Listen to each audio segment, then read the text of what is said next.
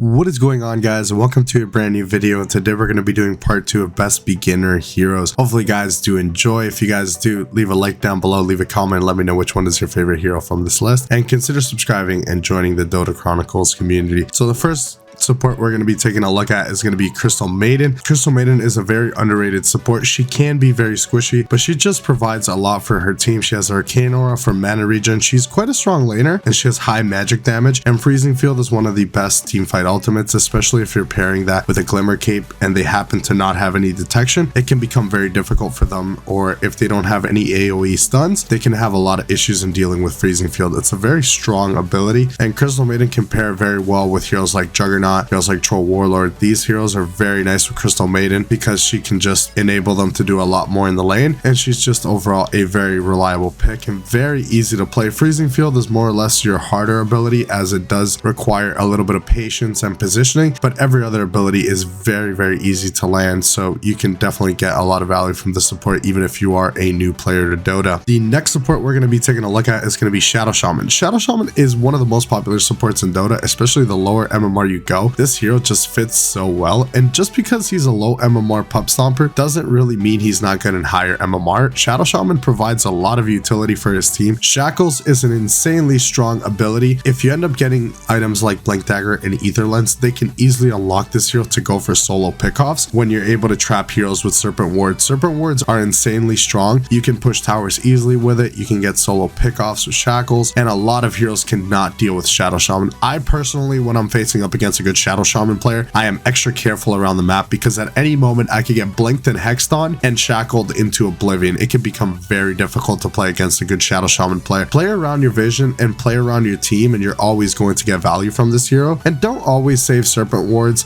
for the towers. Also save it for good team fights. If you feel like you guys can take the tower without Serpent Wards, then definitely don't use them. It is a pretty long cooldown, so make sure you're using his abilities accordingly, and you can always be very active on the map. This hero, his biggest issue is he's quite slow, so I recommend starting out with boots. If not, get it as soon as possible after you buy your regen items, and then start going for the Blink Dagger. You can also get a wand. You can get small little items here and there. I recommend you guys to get the Blink Dagger as soon as possible, as it is going to unlock this hero's true potential on being able to initiate on a lot of heroes, especially heroes like Puck or heroes like Ember Spirit that are very elusive. It's very easy to pick them off with Shadow Shaman when you blink, hex them, and shackle them. If you have some follow-up from your team, those heroes are pretty much going to die. The next hero we're going to be taking a look at is Lion. So similar to Shadow Shaman, very popular hero in Dota, and for the right reasons. This hero is always going to be quite strong. He's got Earth Spike, he's got Hex, and he's got Mana Drain. Mana Drain being one of the most annoying abilities in Dota, especially when they know how to combo it properly with a nice placed Earth Spike. And if the offlaner happens to have a stun, you're going to have no mana, pretty much like if you were going up against an anti-mage. It can become very difficult. Again, he is a squishy support hero, but if you have a proper core in your lane, you should not struggle. You should easily enable these heroes. Hex is also very strong. You have your Finger, which is very nice burst damage, burst potential. It's very good against heroes like Huskar, Morphling, these types of heroes that you might be able to blink on them and burst them quite quickly. So Lion is always going to be very effective against those heroes. When you're facing up against illusion heroes, Lion becomes less effective unless you get a shard. Then he can definitely do a lot of work against illusions, but other than that,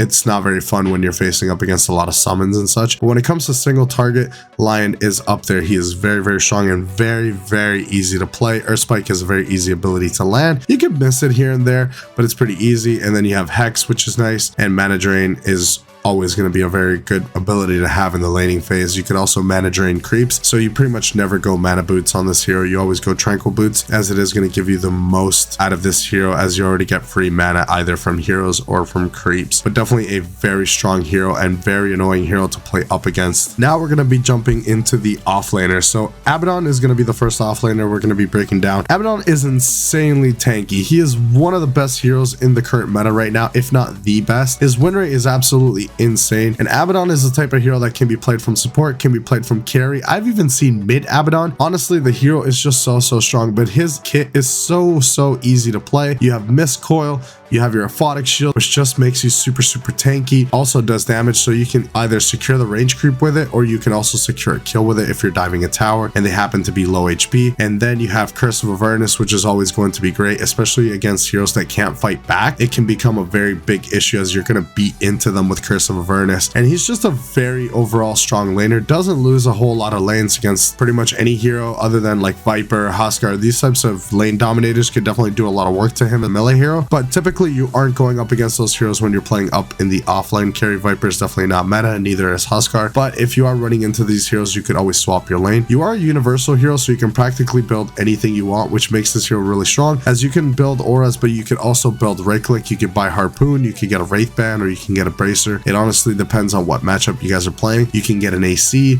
There's a lot of builds. You can get very creative on this hero and build exactly what your team needs from the offlane. And then you have your ultimate, which basically makes you immortal. If they don't have a Eul Scepter or items like that, then you're going to be fine. If they buy a Eul Scepter, you're going to have a little bit of issues, as it's going to kite your ultimate almost completely. So you can definitely start running into a few issues if they know how to build accordingly. But you could always build a BKB, you can build a Lincolns, you can build a Manta, and make these abilities not as annoying for you. But he's a very high reward hero because he's very difficult to kill. They have to commit so much resources to be able to bring you down, and especially if you have ultimate, you can run into 5 heroes, and if you're tanky enough and you have the right build, you can pretty much just stay surviving with a Photic Shield and your ultimate. It's always going to be really great to have this hero as an offlaner. The next hero we're going to be taking a look at is Centaur. Very survivable laner as well. Retaliate is insanely strong for trading. It's not as good as it was before, but it's still really strong, and Hoof Stomp was changed, so it is actually easier to land. It's nice because the hero actually moves while he's casting it. He's not static like he was before. It was a lot harder to land before and also not as effective. And then you have Double Edge for securing range creeps or for securing hero kills. That ability is honestly really strong, and you're going to get a lot of benefits from the lane when you're playing a hero like Centaur. He is definitely extremely underrated, not being played as much because Lifestealer is really popular, and he can have a ton of issues against Lifestealer, Ursa. These types of heroes are not super popular when it comes to the Ursa, but Lifestealer is really popular in the meta. Centaur just definitely doesn't do a whole lot to that hero. Lifestealer is just really good against strength heroes in general, but you can definitely win the lane with the right support pairing and the right mentality of going into the lane. You can definitely win it. It's not unwinnable. You're just starting out with a big disadvantage, but other than that, you always have your level 6 to rely on once you have it, so it can help you initiate. It could also help you disengage a really bad team fight. It can help you get your teammates out of a really sticky situation. So definitely don't burn the cooldown because you might need it for engaging a fight or disengaging a fight. So make sure you're using that ability properly. But again, a very survivable hero, very tanky and very easy to play. This hero is very easy. You guys can have a lot of fun with this hero. It could definitely feel really fun to blink into a team, Hoof Stomp, and then Double Edge and get a ton of value with this hero. There's a lot of things you can do. It's not just your boring static offlaner. Could definitely be a little bit of a playmaker once you have Blink Dagger and you're tanky enough with Vanguard. You can definitely put in a lot of work. The next hero we're going to be taking a look at is Slauter. Slauter is really strong. Slauter can be a little bit difficult to play sometimes, but that's more of his laning, as Slauter is not a lane dominator most of the time. If you guys are playing with heroes like Grimstroke or Lich or even Crystal Maiden, you can have a lot of fun with this hero because those roots and those stuns are going to help you a lot to get more bashes on people, and bashes are where the money's at. It's where the damages. It's where you're going to get the most amount of value from this hero. And then you have Corrosive Haste, which is absolutely fantastic. It goes up to minus 20 armor at level 3, which is absolutely insane. 20 armor most heroes don't even get in the entire game. You're going to be able to easily destroy the backline, and once you have enough farm, you can actually become a secondary carry. Slaughter is definitely no joke. In a good Slaughter game, you're pretty much one of the carries. This hero just does a ton of work, and you can easily play with minus armor strats like Vengeful Spirit. You can play with a Phantom Assassin. These types of heroes that like to build Desolator are always going to feel really nice. You can play it with a Clinks. You could also play it with Lifestealer. You can play it with Wraith King. These types of heroes that like to build Desolator are always going to benefit from having Corrosive Haze on the target they're going to be going on. And you're a pretty solid initiator, so definitely keep that in mind, but don't go too crazy, as Slaughter isn't really tanky. He's able to burst heroes quite quickly, but you need to have the right build if you're trying to blink into a ton of heroes. Otherwise, you might get a little overconfident and die a few times. But overall, the hero's kit is pretty simple and very forgiving when it comes to getting away from team fights, as you have sprint and you become a very fast character. Especially if you're in the river, you get that extra movement speed. And now we're going to be taking a look at some mid laners. So the first mid laner we're going to be taking a look at is going to be Windranger. Windranger can be a little difficult when it comes to landing high value shackle shots, but for the most part, she is pretty easy. Power shot can be a little bit of a skill shot to land, and you're not always going to land it, but you don't really revolve revolve around those abilities. If you're playing around Shackle Shot and you're playing around Focus Fire and Wind Run, you don't really need to land all your abilities all the time, but it is going to help you lane. But if you do practice this hero and you put a few games into it, you're gonna see that it's not a very difficult hero to play. It's also very high impact, and you're gonna kind of force people to build items like Blade Mail to counter you. They're also gonna be building items like Ghost Scepter to be able to counter you. So you're gonna be forcing the enemy team to build things they definitely don't want to build. You can also build Nullifier on the Wind Ranger. It is quite strong. It's more for the late game, but typically you want to go for your Maelstrom, you want to go for your Aghanim Scepter, BKB, and with those few items, you're going to be able to do so much work on this hero. It's being played from a lot of different positions. I've seen offlane Wind Ranger, I've seen her as support, and I've also seen her as carry quite successfully actually. So this hero is quite versatile. And when you pick it in the draft, most people won't know where it's actually going, as it's such a versatile hero in the meta. And definitely don't sleep on this hero. It does a ton of work and can be quite sustainable in lane. The problem she has most of the time is actually mana issues in the early game, and that's why you end up getting a bottle almost every single time here, because you really need that mana when it comes to using your abilities. You just need it. And you play around the runes, and you can easily rotate once you have level 6, or kill the enemy mid laner if he doesn't have any escape tools. Overall, a very easy hero to play, and definitely very strong, very high impact in the games. The next hero we're going to be taking a look at is Dragonite. Now, Dragonite isn't your typical mid laner, but has been played quite a bit in the mid lane and is very, very good against heroes like Huskar, very good against Puck. These types of elusive heroes like Ember, you're very good against these heroes because your stun is always going to be really strong. You can easily push towers. You're one of the best tower takers in the game, and if you're building Mage Slayer Aghanim Scepter, you can become a really big kill threat on the map. It is very hard to kill you. You have a ton of armor, so you can easily trade with the enemy mid laner. Most mid laners can't trade with you unless it's like a Viper who's going to be able to break you and just do a lot to you in the laning phase. Then you can have some issues, but once you have your Blink Dagger, you have a Mage Slayer, you're going to be able to run over that Viper and have a lot of fun. Hence why he's on this list, but also provides a lot for your team when it comes to big initiations. It also pushes towers very easily, and Fire Breath is no joke. It is damage reduction, so it's always going to feel great. You use that, and then you have Fireball, which is the shard, which is AoE damage, which is not only going to help you farm, it's also going to help you secure a few kills here and there on low enemy targets. The next hero we're going to be taking a look at is Clinks. Clinks is one of these heroes that has been played quite a bit from the mid lane right now. I wouldn't say he's one of the most popular mid laners out there, but right now I'm seeing a lot of potential for Clinks,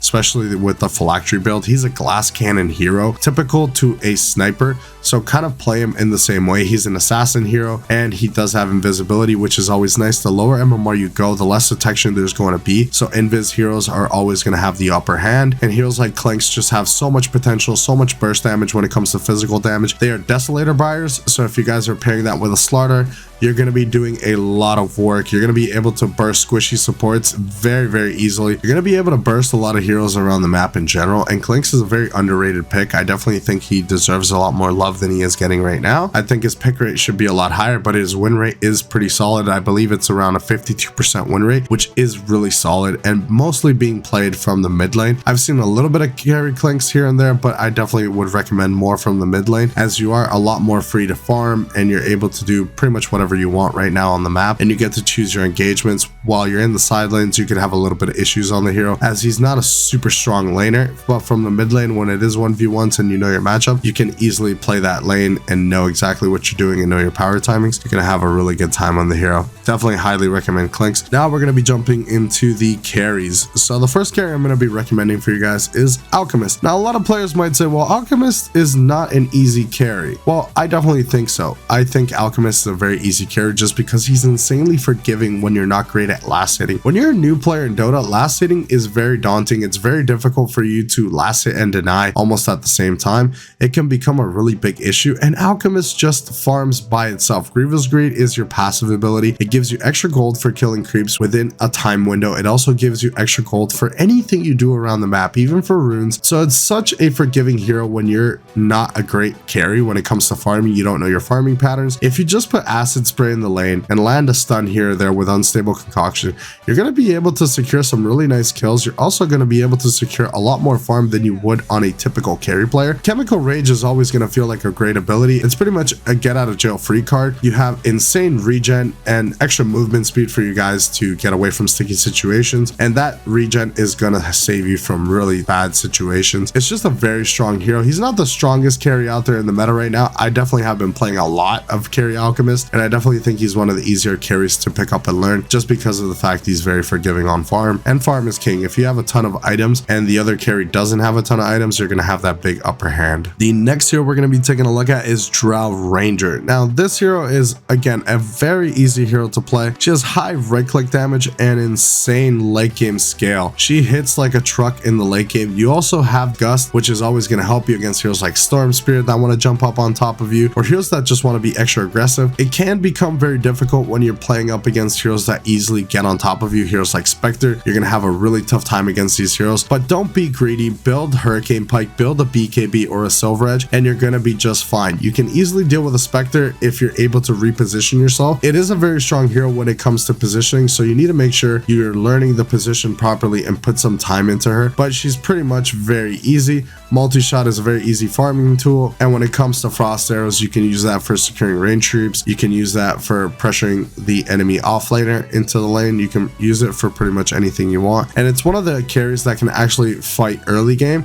She can be quite strong. Once you have max frost arrows, if you believe the game is going to be quite difficult, then max frost arrows and you're going to be able to fight early, which is a really big advantage that most carry heroes don't have early on. She's able to fight with pretty much treads and a Dragonlance. She's able to get some good team fights. Obviously, you'd rather be farming in the jungle with maxing multi-shot, but you can definitely fight early if your team needs it, which is always going to be a very good quality for a carry to have. Low MMR games tend to be very, very snowbally, so if they're trying to deathball you and you just want to sit there and farm, you can definitely have no fear and fight early. Just make sure positioning is key, and you're going to be able to get a lot of pickoffs on this hero. And the last hero for today's video is going to be Ricky. Ricky is a support killer. Any hero that is squishy around the map, you're going to be able to take care of quite easily. Ricky can also be played from the mid lane, and he's just a very strong hero. He's not a great laner by any chance, but if you have a very strong support, heroes like Shadow Shaman or Lion, they can actually set up kills for you, as Blink Strike is always going to be strong. Smoke Screen is really, really strong, especially against heroes like Puck or Ember, even Huskar. These types of heroes that don't want to be silenced or slowed, they can have a lot of issues against Ricky's silence, and pretty much your target is always going to be the supports. You're going to be able to jump on them very quickly, and once you have Diffusal, you have Manta,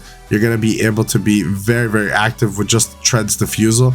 Again, another carry that is very, very good at being active early on and doesn't want to stay in the jungle and farm. So if you're the type of carry player that enjoys going for kills, if you enjoy just being very, very active and you don't enjoy farming a lot, this is the hero for you. This is the hero that goes out and gets kills for farm.